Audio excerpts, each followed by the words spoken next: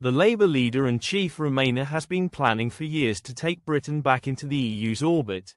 It has been several years in the making, but Sir Keir Starmer finally got his wish this week as he frog-marched Britain into a miserable new era of meddling Brussels rule.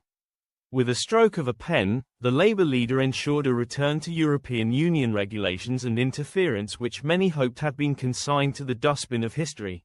The grinning Prime Minister proclaimed his new reset deal a win-win, as he stood alongside European Commission President Ursula von der Leyen during this week's UK-EU summit. The Daily Express should have been there inside London's historic Lancaster House to witness what critics have described as Sir Keir's Brexit surrender, but we were denied entry, refused accreditation due to limited capacity, for an event that was attended by scores of media outlets from across the UK and the continent. Quelle surprise! It is somewhat ironic that the newspaper which led the victorious campaign to get Britain out of the EU, led by the late political journalist and politician Patrick O'Flynn, who died on Tuesday, was not given the opportunity to scrutinise the Prime Minister. There will be other opportunities. This was the first of what will become an annual event and shows that Sir Keir has no plans in stopping.